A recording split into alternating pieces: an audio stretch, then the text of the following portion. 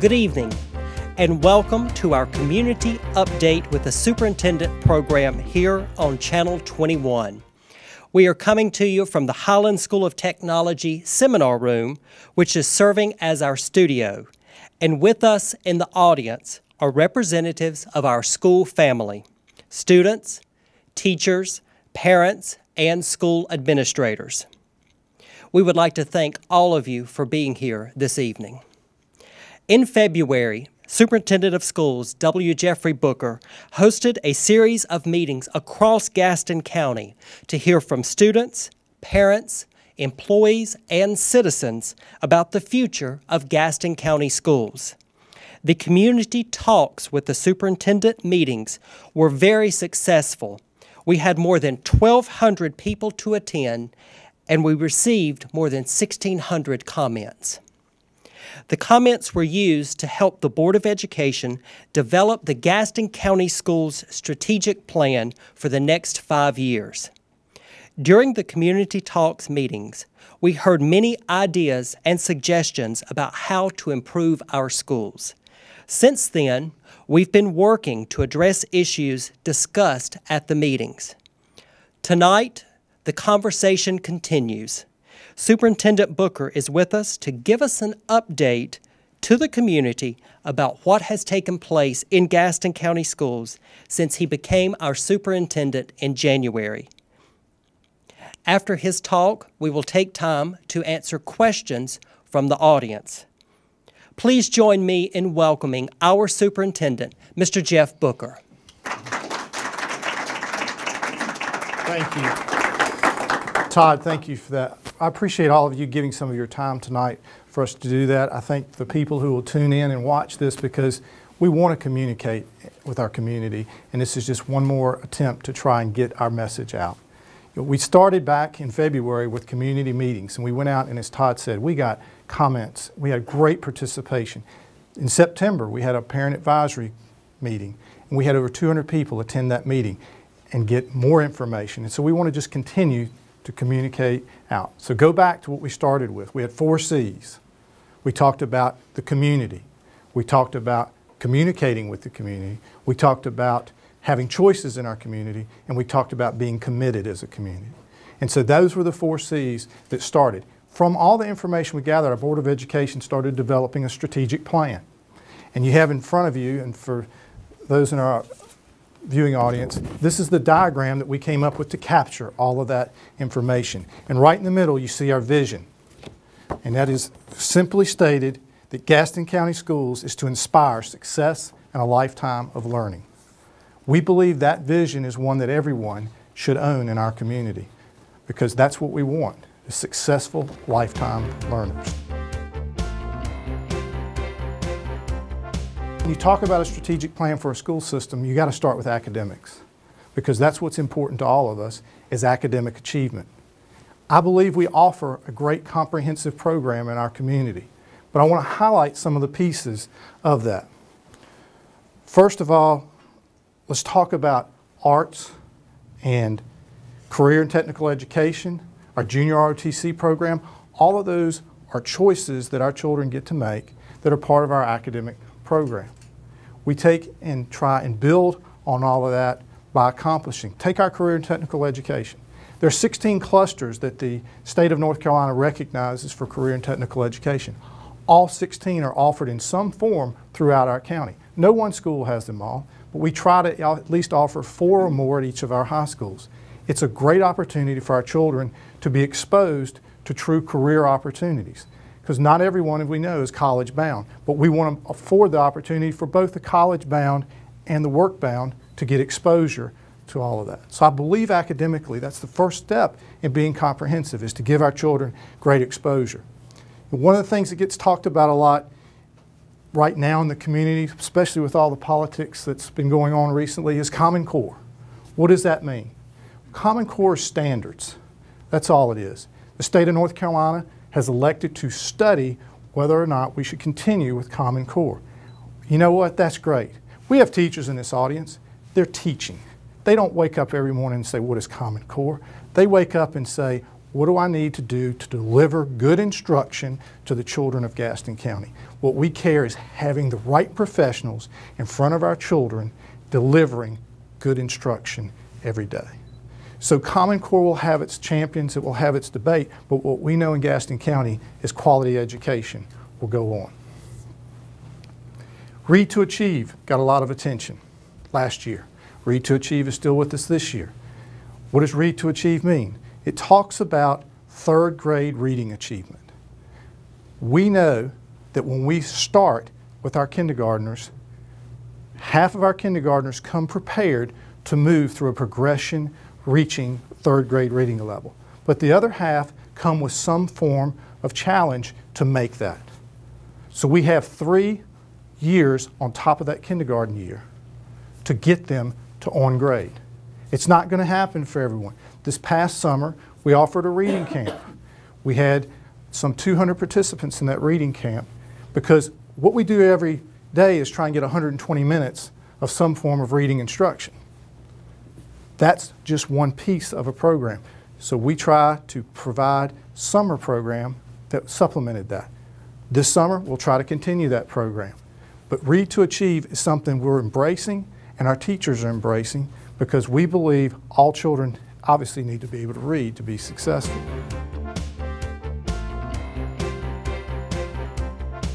So communication is important to us in a lot of ways.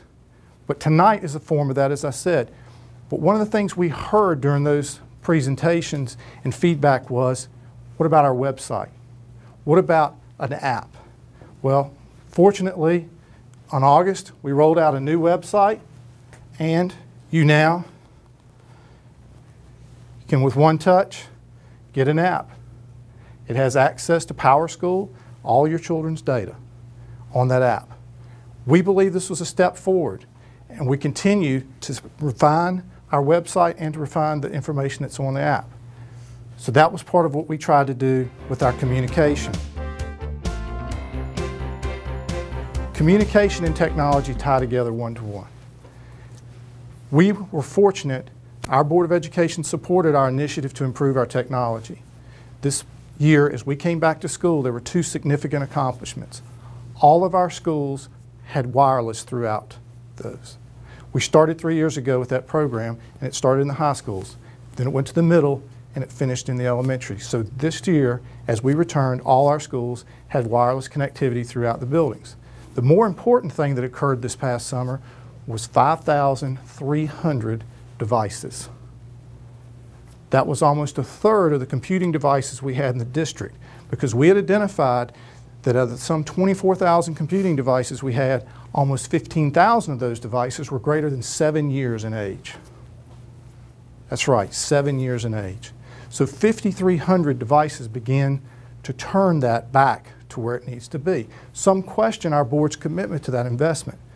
What I will say to you, every year we'll need to turn over about 20% of our devices just to keep it current for our children, because that's what they need to be 21st century learners. And so we believe that's a valid investment to do. What did that investment get us? Every school has 1 new lab, and that lab has desktops with Windows 7 fully operational. Every school got 2 Chromebook carts, and those Chromebook carts contain 30 Chromebooks. So that's 60 Chromebooks that can be distributed. You can use them in a variety of ways. You can take one whole cube into a classroom and basically create a lab in a classroom. Or you can take that cube and break it into 3 groups of 10 and spread it for group learning in different classrooms. So it gives our administrators and our teachers options. They're not tied to reserving a lab and having that conflict. It gives them options and puts power. Because you go back to academics, what did I say? Give us whatever curriculum you want to give us. Our teachers are going to perform. We need to give them the tools to perform. So technology is something that we're going to be driven by in this district. When we say the words safe schools, we mean it in Gaston County. When you look at our core beliefs, safety is part of our core beliefs. We believe that children can't learn if they don't feel safe. And so we strive every day to have safe schools. And we put our actions behind those words. When the state of North Carolina said we will put grants available for resource officers, we already had resource officers in our high schools and our middle schools. We were one of the districts that applied for grants and then went back when they said more grant money was available and got more grant money so that we have resource officers in all 56 of our schools now. That puts us at the forefront of securing our schools. We didn't stop there though. We said identity management, understanding who's in our schools is important. So last spring, we started with a more comprehensive identity management system. Have we had glitches with it? Yes. But do we know our schools are safer because we have that? Yes. And that's what our objective is. It was great. I got an email from a parent today talking about a complication they'd had, but they said, but I did appreciate you were trying to make the schools safer. So we believe that and we strive to do that. Our schools are, at the next board meeting, we'll be presenting all the safety plans that have been reviewed at each of our schools. Each year we go through that process. Yes, it's a legislated mandate, but when they legislated it, we were already doing it because we are a leader in safe schools, and we will continue to do what we believe is necessary to keep our schools safe. The other thing that we have done is cameras. This is where technology gets to be good and bad. We were one of the first districts that started using cameras. So we have camera systems out in our schools that date back from the 2000s, as in 2002, 3, and 4. We are trying to go back through and update those. But we have accomplished the first goal. You see it took over 10 years, and we have cameras in all of our schools. But now it means we need to go back to those original schools and start updating those. That's not cheap. On average, it's $90,000 to put a camera system in one of our schools. But that gives us the protection. 3 years ago, we put cameras on all of our buses. It gives you audio as well as video from 2 different angles on the bus. That has improved what we do on our buses as far as both safety and discipline, because it's a lot easier to show what is occurring on that bus. Does it eliminate the issue? No, but it gives us an ability to manage the issue. And that's what we believe is important as we deal with safety. There is no perfect safety plan, but what we say is we address it and we try to be vigilant in what we do with safety. Parent and community involvement is important. We have with us tonight a principal who believes in mentoring. She believes in it enough that she asked each of her staff to adopt a child and mentor a child. So we as a district right now have just shy of 250 mentors, but we have 32,000 children. It's a start, but we know we need to do better with that.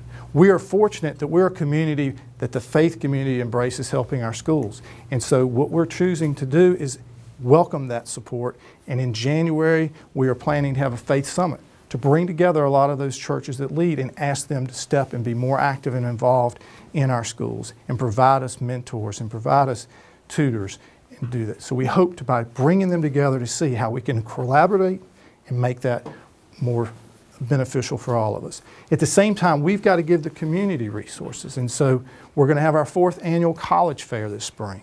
We'll host it at the convention center, and we'll have in the past over 30 academic institutions. We hope to have 50 this year. And we'll continue to grow, because you can't say we're preparing children for college ready and not give parents an opportunity to interact with those schools and learn what it needs to do. And we encourage people to come, particularly in middle school. Start setting those expectations and let children hear from the professionals what it is. We can tell our children all the day what they need to do, but when they hear it from someone different from their normal group, they start to embrace it and believe it. As you walk through our schools, you'll see teachers posting where they went to school. That's all part of exposing our children to going to college, to understanding what it is. And so we want to give back to the community by doing that. But what we know is, just like this meeting, it takes community involvement. I mentioned our parent advisory committee. What we try to do in those meetings is say, here's what's going on academically with your children. Because like I started this by talking about academics, but that's at a real high level. People want to know what is going on in my daughter's 2nd grade classroom. What is going on in my son's 7th grade team at the middle school. Those are where we try to give more detail. In September, we talked a lot about STEM. We had 2 different breakout sessions about that, and we tried to give people more in depth about that. So we have a website, and on that website is a part where it says Superintendent. If you go there, it has an email address, superintendent@gaston.k12.nc.us. We invite people to send the questions in and help us respond by doing that. If you go to our community talk summary, you'll start to see these questions have been answered. The mobile app goes back to a lady coming up to me at Hunter Huss High School and saying, why do they have this at such and such school district and we don't have it? And it was a school district of about 4,000 children. So we took that challenge. In August, we rolled it out. And we're learning that perfect isn't necessarily the best thing. We should roll it out when it's good. So it's better today, and we'll work towards perfect with it.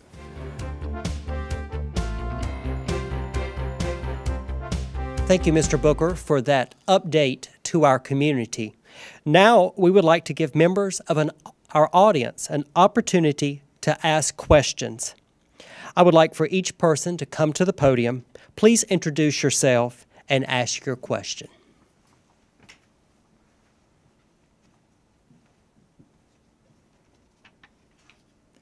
Hello, I'm Mamie Buckles. I'm a senior at Forest View High School. My question is, what can be done to finish the first semester of school before Christmas? Right. Thank you, Mamie. And everybody should know that Mamie is on the Superintendent's Advisory Council. One of the things that we try to do is allow our students in our high schools to come and meet with the superintendent and have interaction. They bring concerns that may come from the schools or from even their faculty to us. And so it's great. Thank you for being here tonight. And that's a great question. It's one that we struggle with. And since 2004, when the state legislature decided that they would tell the dates within which we could begin and end school, we've had this challenge. And we would love to have it so that we could get exams before Christmas. But when you can't start before August 25th, it's impossible to get 90 days of instruction in prior to the Christmas break. So it becomes very difficult. Every year that I have been here, we've had it on our legislative agenda. Our board has sent resolutions, many boards across the state. And we hope that as further giving more local control back to our schools, that it would be something that we could utilize and do. But at this time, we're just, by law, not allowed to.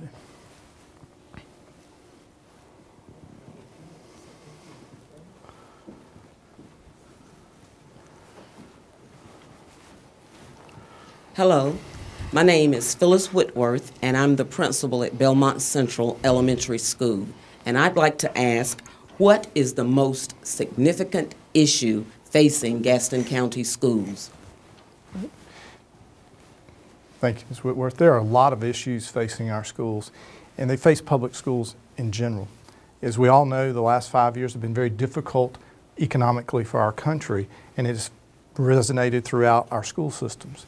And so funding is an issue, but I choose not to talk about funding. What we as a community are starting to look at, and it was just featured recently in our newspaper, about our facilities and the condition of our facilities and what we're going to do as a district. We have 32,000 students. We have the capacity to hold more students than that. What do we do with that capacity, and how do we evaluate that? So right now, 13 schools are being assessed independently by a professional architectural firm to say, this is the condition of those schools. We believe this is what it would cost to bring those schools up to standard or to renovate, expand, and give us those options. At the same time, our board is engaging folks to look at population trends and what is going on with that so that we can bring all that together and try and make some educated decisions. But those 13 are a representative sample of the 56. If you look at them geographically, they're spread throughout the entire county. Some people saw that as, oh, these 13 are under consideration for closure. No, it was saying these represent the whole 56. And so that information is being gathered, and the board hopes to, in December, be able to start ciphering that data and synthesizing and working through it, and then present a report to the county commissioner to say this is what we believe, and then work together. That's part of what the community has asked, and our county commissioners and a board had a joint meeting back in the fall to talk about moving forward with that. And so that's what will be critical as we do that. So when we think about issues, we've got to have good facilities for our children to attend school in and have equal facilities for all children to have an opportunity to learn.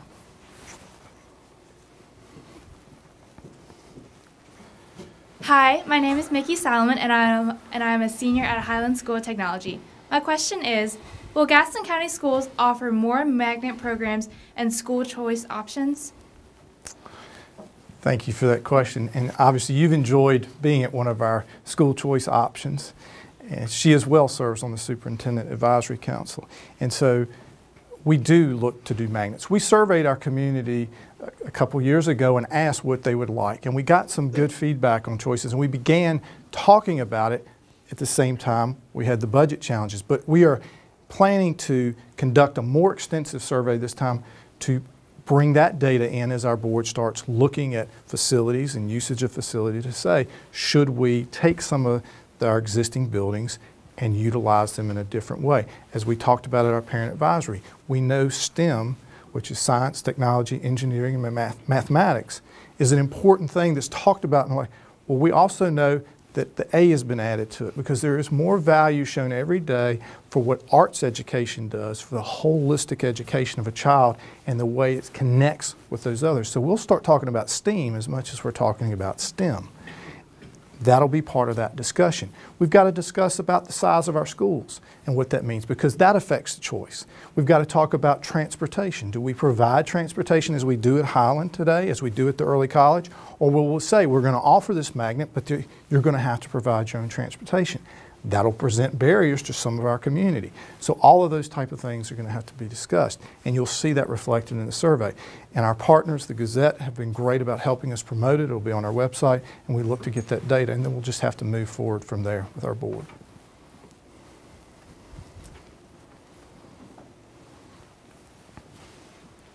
Hi, I'm Rebecca O'Brien, and I'm a 4th grade teacher at Pinewood Elementary School. How is Gaston County Schools working to ensure employee morale, and what is being done to retain and attract quality teachers? Okay, that's not fair.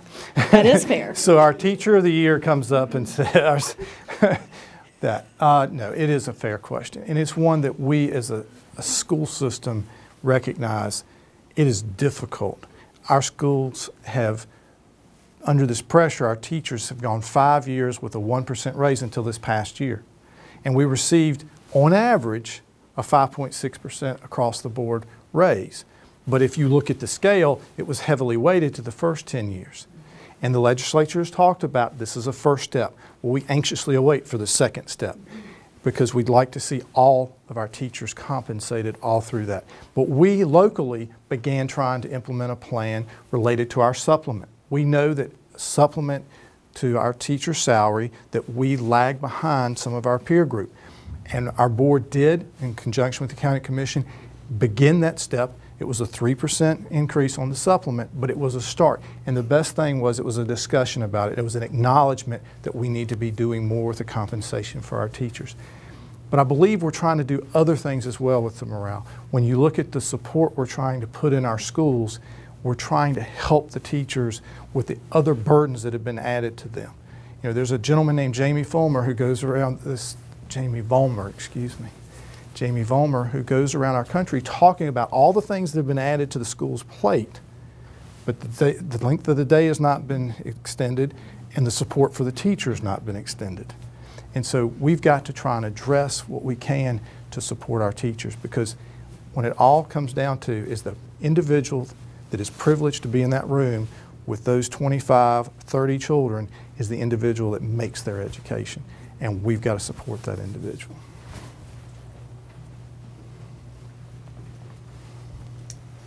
Hi, I am Mary Nearing, and I have 2 children at Belmont Middle School. And I'd like to know what is being done to address behavioral issues at the school. Several things have been done differently this year, and that really gets back to the previous question. In trying to support our teachers, we tried to add more resources to it. So we have behavioral specialists in our schools this year, and they work with the administration and teachers to try and address issues on behavior. We've tried with our MTSS. If our parents heard MTSS mention it all, the multi-tiered, okay? It's a system that's been implemented that talks about the different levels of intervention and discipline with children. And we're trying to implement that throughout our system, and a lot of training went on this summer. I was privileged enough to be at Yorkchester Middle School when 2 of our middle schools were there getting their training, and to see the intensity of that training and their involvement and listening to staff ask questions. Well, what does this mean, and then what do I do? There's a lot that goes into this. And yes, it was one more thing on the teacher, but it was to support in the overall. So we are doing a lot of programs to try and work on student behavior. But we also need our community to help us with student behavior, both supporting the teachers with that behavior and helping us model good behavior.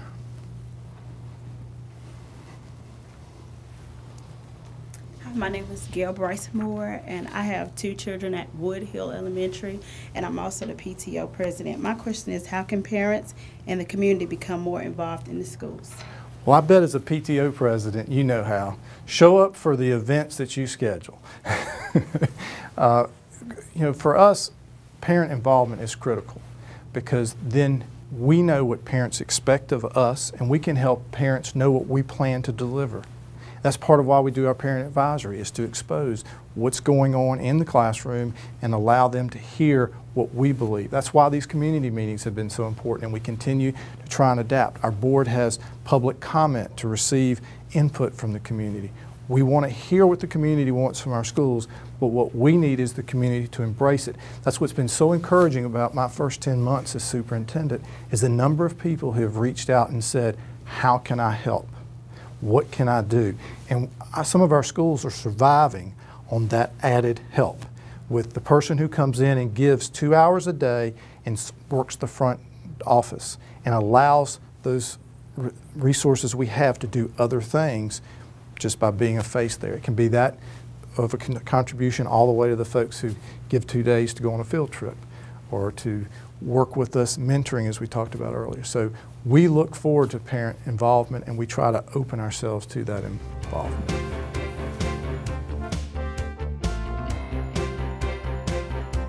I believe we have a good school system.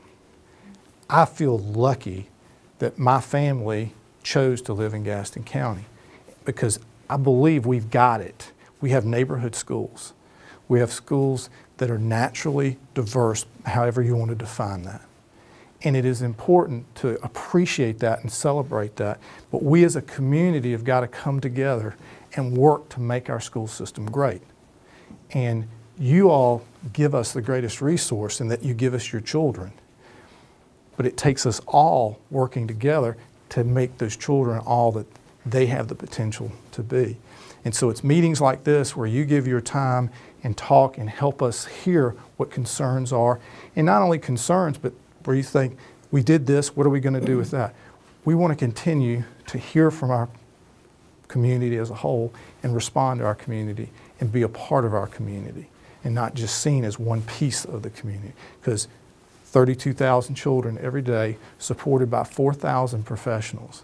And I tell you, those 4,000 professionals give a good day's work towards making our children better every day. So thank you for giving us an opportunity to talk about something that we love to do, which is work with children. Good night.